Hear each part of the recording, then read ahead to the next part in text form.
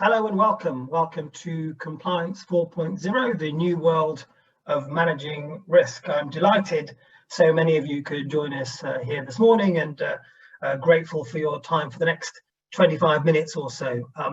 Before we get going, let me give you some housekeeping notices. You may have noticed that all audience members are muted. We're recording today's session.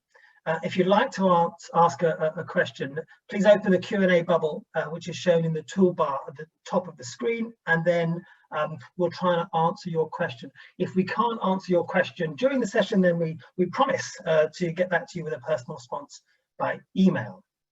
So, who are we? First of all, let's introduce ourselves. My name is Tom Scampion.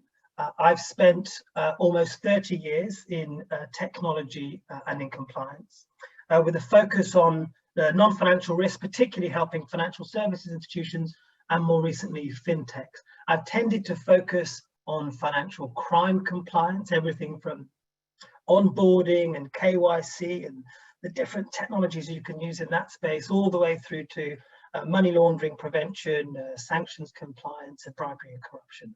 And I'm delighted I've got two of my colleagues with me today to run this session. The first of whom is Tim Roberts, who has a wealth of experience advising clients in both risk and technology. But let me not steal his thunder. Tim. Thanks very much, Tom. Hello, everybody. I'm delighted to be here as well. I've spent the last 20 plus years working with regulators and with regulated firms at the intersection of technology and risk and compliance. And what I mean by that is both applying technology to delivering risk management and effective compliance, but also conversely, working on the issues around risk that are faced by data and technology. So I have a special interest in topics like cybersecurity and privacy, which are rapidly rising up the agenda of all firms, both regulated financial institutions and others. And I'm going to hand over to Connie to introduce herself. Hi everyone, my name is Connie Chan. I have over 20 years of experience in organizational design, cost optimization and change management. I spent most of my career in financial services, predominantly in corporate functions such as IT, operations, compliance and HR. Over the years, I led a number of large-scale transformation programs globally. As I've been there, done that, I understand the challenges companies are facing. It's not trivial to manage transformation programs and change. In the last few years at AlixPartners, I'm an advisor to support companies in various industries on their transformation journey. Super, thank you, Connie. Thank you, Tim. So what's the purpose of the session today? So in the next, say, 25 minutes or so, we're going to try and define for you why we use the term compliance 4.0 and what we mean by the different levels of maturity, and also the provocation about a new world, because I do think there's an opportunity to sort of reinvent the way in which compliance is thought of, particularly in the industry today. And let's face it, compliance is very much in the headlines. I've just think of a couple of headlines this week and last month where JP Morgan Chase had an OCC fine of $250 million for compliance issues. And indeed, last month, Citi had a $400 million fine for what was reported to be compliance failures. And it's not as if the industry doesn't spend a lot of money trying to get compliance right. Estimates range anything from $300 billion and upwards as being spent when it comes to trying to deliver deliver compliance across the industry. That's a significant amount. I mean, often it's a high single-figure percentage of a financial institution's cost base. So lots of money is being spent, yet it's still not working. And these challenges persist. So if you think about the challenges, there's obviously the regulatory challenges as embodied by enforcement activity, which actually is showing a market uptick in terms of the focus from regulators on all sides of the world. And then expectations. The expectations are increasing, where you've got customers, investors, interestingly, society more broadly, with the, I would argue, the quite rightful sort of increase in focus on the ESG topic. And they're asking the question, does the compliance of the organization embody the spirit? Is it like the conscience of the organization? And are you doing enough? That's an increasing set of expectations. And finally, of course, disruption. Massive disruption in terms of the market, the economic conditions, of course, but also competition, traditional competitors, new competitors as business models are changing, and of course, technology. Let's not face the fact that, or not avoid the fact that technology creates both an opportunity yet an obligation. If technology allows you to do something in compliance, increasingly that becomes an expectation that you've done it. So therefore, with technology opportunity comes expectations. What we'd like to do is we'd like to cover this conversation with you this morning in three sections. I'll cover the three reasons, the three typical reasons why organizations tend to discuss the concept of moving through the compliance levels of maturity. So I'll cover that. Then I'll hand over to Tim, who'll talk about the four different levels of maturity itself, so we can look at what compliance 1, 2, 3, and then ultimately 4 looks like. And then finally, Connie will look at the levers that we advise people think about using to try and affect the efficiency and the effectiveness of compliance, and we'll try and bring that to life with a case study. So let's move on to the first of those three sections and talk about the typical scenarios. So we see three organizational profiles typically driving an interest in changing the way in which compliance is understood. The first is broadly summarized as do more with less.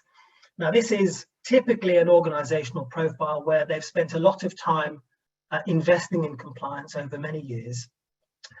New controls, increases in headcount, significant changes to organizational models. But the question has been, actually, has there been a discernible benefit? We've spent all this money, we've often tactically responded because a crisis has arisen, or we've had a regulatory enforcement or a monitor, or an independent consultant, and we've been under pressure and we've responded quite tactically. And we've ended up with kind of an edifice which we never would have designed in the first place. So we've got this sort of compliance function, but actually if we'd have started again and didn't have anything, would we have designed it in that way? Probably not. And actually the effectiveness is compromised, and absolutely the efficiency is compromised. So the question's becoming, can I do more with less? It's a simple tagline, but I think we found organizations are really challenging themselves to say, absolutely, I want to improve compliance, but maybe I need to rethink about the way in which I'm going about compliance. So that's certainly one entry point. The second of the three is around taking control.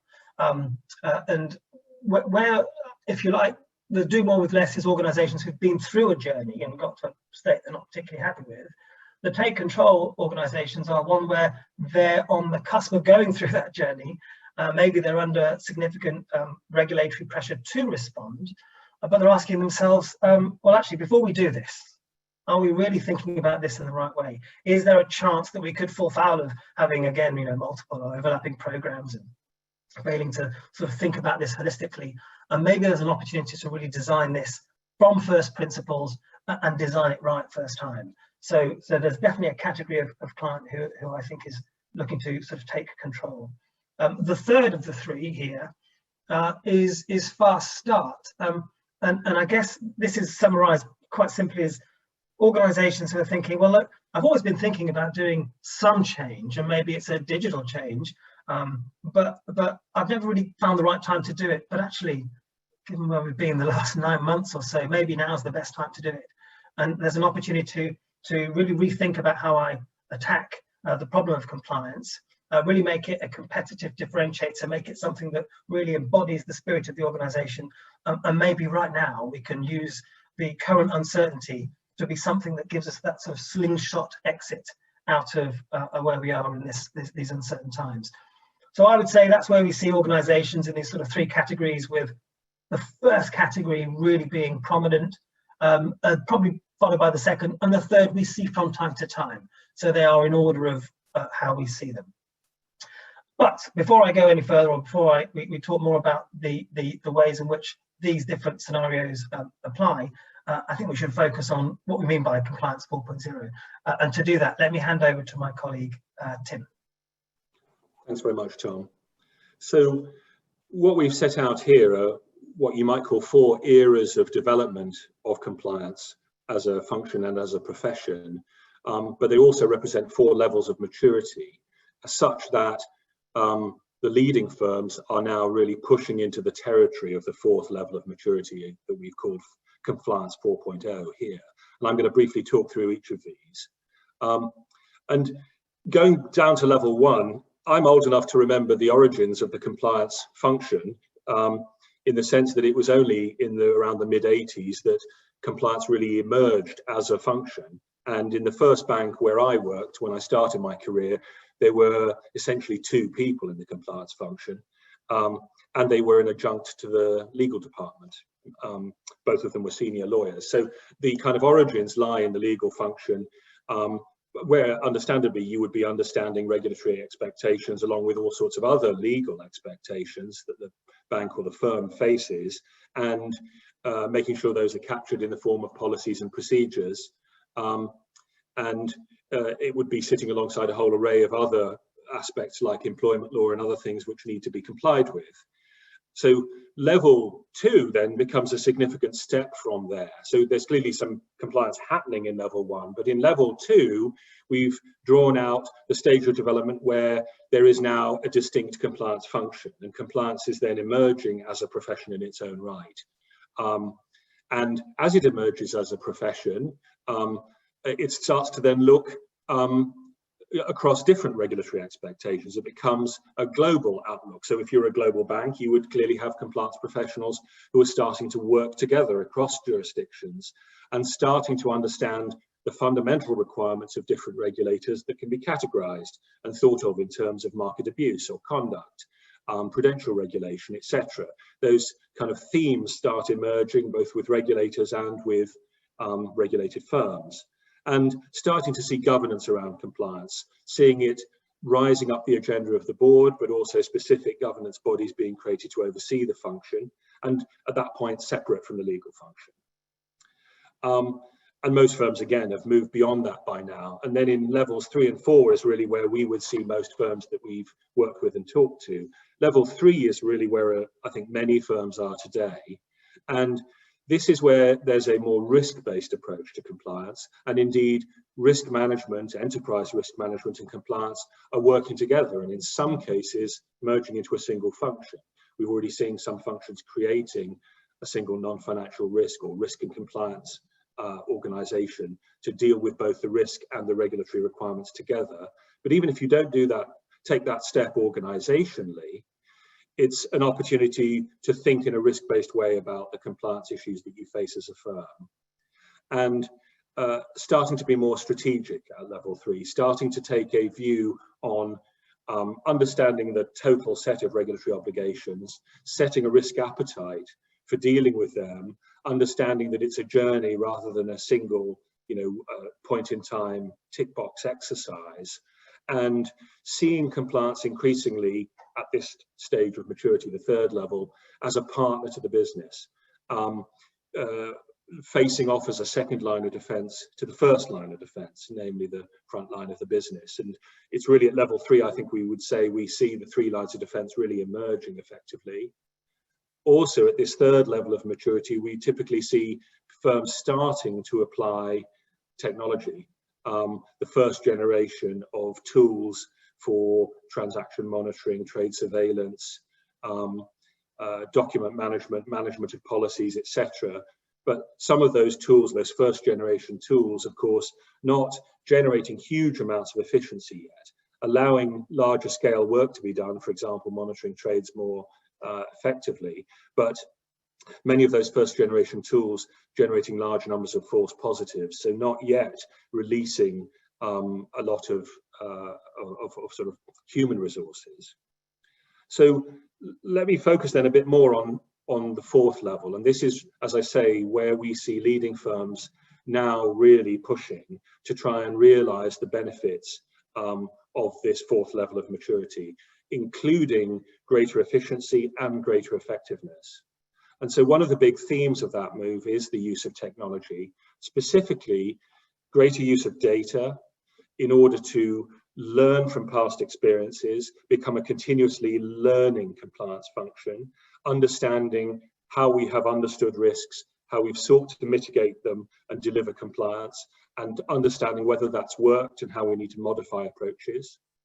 Also seeking to try and predict risks or future hotspots that might occur around the organization, and potentially also predict new regulatory themes, understanding what's at the cutting edge of regulatory and government policy thinking. So therefore trying to generate predictive analytics from the data that's within the firm. Also using tools like that to better manage the sheer volume of activity that there is across a global bank or any international bank. Understanding the sheer number of regulatory obligations, understanding the sheer number of policies or policy variations that there may be around the firm, tracking all of the activities, using tools like GRC, applying machine learning across monitoring of the organization, applying machine learning to the kind of surveillance tools which came in at level 3, so that false positives become training data, and the surveillance systems become more effective at screening down to the really key incidents that need investigating. And a lot of that use of technology, I would say, delivers an outcome which allows compliance experts to focus on doing expert work, not focusing on the laborious activities of tracking new regulatory obligations, for example, or monitoring alerts on a trading floor or in a payment system. And as well as that technological side, I would also emphasize the culture side of Compliance 4.0. This is all, whilst enabling greater efficiency and effectiveness through technology, the flip side is by allowing compliance experts to better work with the business, better collaboration between the first and second lines of defense, and thereby creating a greater culture of compliance, a more effective first line of defense that's being helped and advised by the compliance function, where the compliance function isn't having to operate as a factory so much because it's able to use technology-based tools. And we've used this phrase compliance as a service for those tools. So essentially a bifurcation into the automatable activities and the human expert-led activities, which kind of allows the, when it works well, the firm to realize the benefits of both human expertise and technology. So I've alluded to a number of kind of tools there which allow that progression in the compliance function. I'm going to hand over now to Connie, who's going to talk about that toolkit in a slightly more holistic way and bring it to life with a real example. Thank you, Tim. Hi, everyone. Yeah, today I'd like to show you how we see companies that we work with transform their risk and compliance function with some real life examples. As not all companies have the same challenges.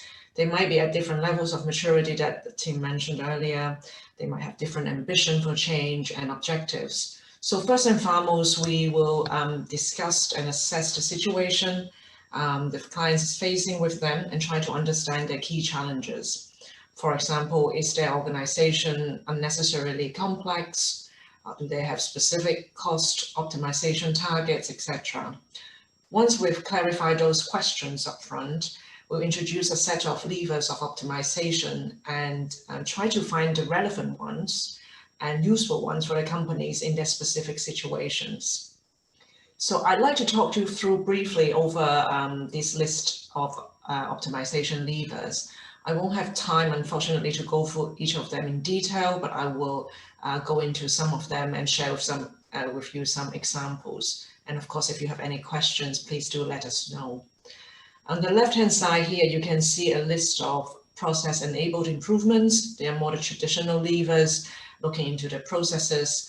On the right-hand side, you see a list of technology-enabled improvements.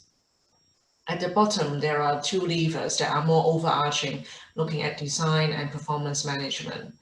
So let me start off with the left-hand side, process-related improvement levers. So the first one is organizational hygiene. What it means is actually looking into the health of the organization, the organizational structure. So you see a diagram there, but I will go into that in a bit more detail in a minute. The second one is procurement spend. We have a tool which we use to analyze rapidly the spend of procurement of the company and then quickly identify opportunities. The The third one is zero-based budgeting. So it's a greenfield approach, looking at what is the right future state and try to help companies to design and optimize their target end state. The fourth one here is industrial process design. So basically what it means here is the lean approach that we've seen in manufacturing companies on looking at end-to-end process improvement, taking out unnecessary costs and wastes in the process. On the right-hand side, you see the digital tools. The first one is risk quantification. It means that we use the tool to quantify the monetary value of compliance risk to make informed and rational decision. Number 6 is data sources aggregation. Basically, we use the tool to consolidate internal and external data sources into a common repository where we can use it as an input for applied analytics.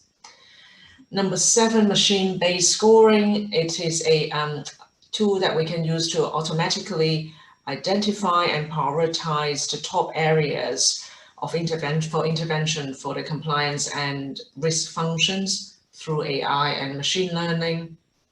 And number 8, automation robotization is automation, improving the processes by automation. I will come into that in a minute in more detail. At the bottom part, number 9, design. Basically, we leverage what we know from the regulator's point of view, designing the future state of the organization and processes, and focus on more the topics that are most relevant and important for the company and from a regulator's point of view.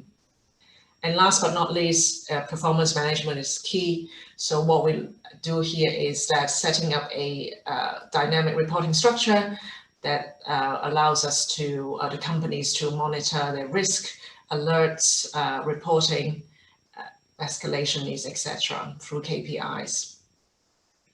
So let me share with you some examples how we use some of these levers with some of our clients, and we see that companies have been using. I'll start off with the first one, organizational hygiene. So as I mentioned, this is a quick diagnostic tool which we use regularly to help companies identify and understand their organization structure.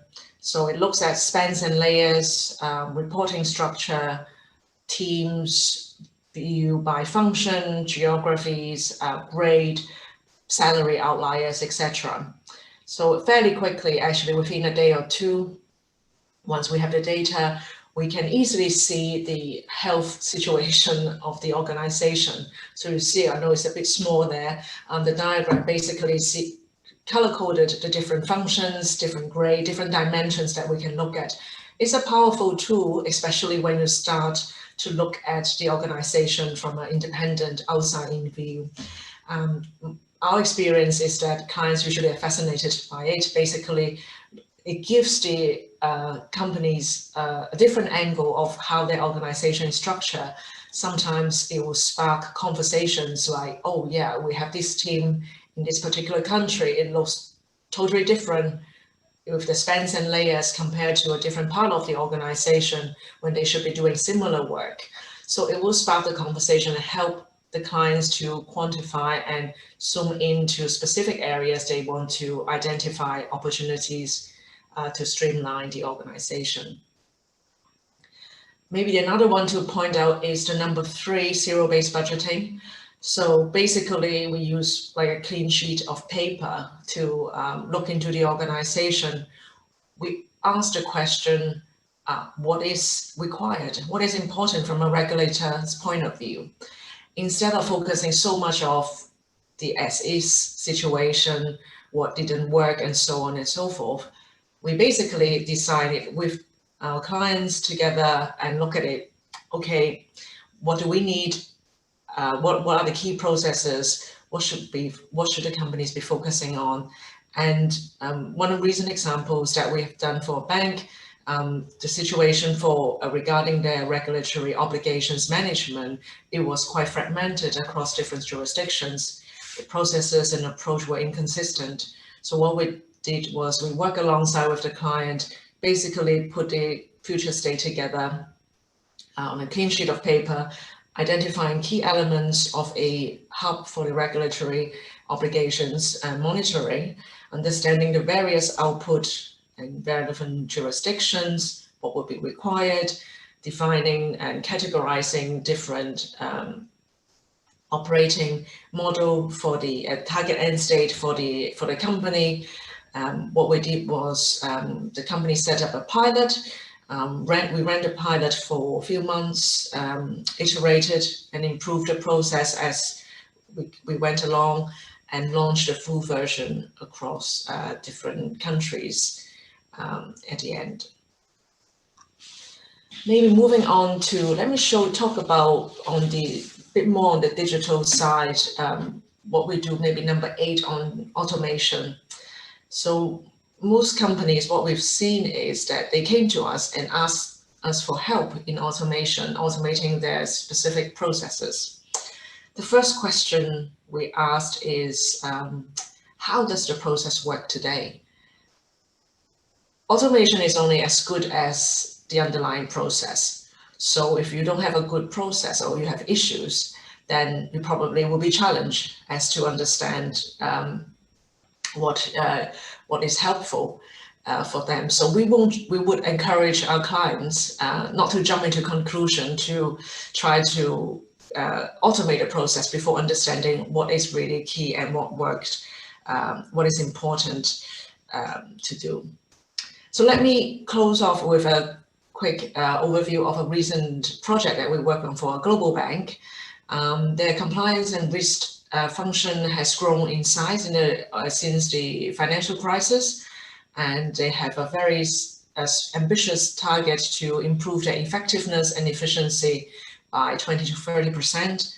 What we did was we worked alongside with their cross-functional leaders, specifically looking into their surveillance process, and also high-cost, low-cost locations for some critical processes.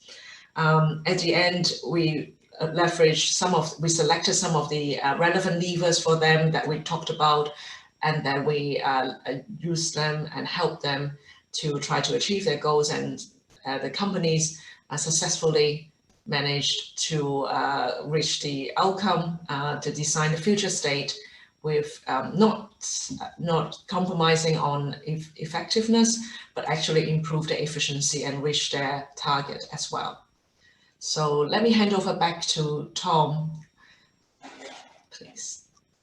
Connie, thank you. Thank you, Connie, and thank you, Tim. Look, and thank you for everyone's attention this morning. We are almost out of time, so I'll just wrap up by saying you will receive this information by email in the follow-up from us. There's further reading. If you're interested in some further reading, we've highlighted some of it here. There'll be links in the email that we'll send to you. And finally, our contact details. If there's any other questions that you want to follow up with us, please don't hesitate to be in contact with us. And I'm really mindful of the fact that we are bang on time. And I want to make sure our presentation finishes by being bang on time, and respect your calendars and say thank you very much for your attention this morning. And I really wish you a very good rest of the day and rest of the week. Thank you very much indeed.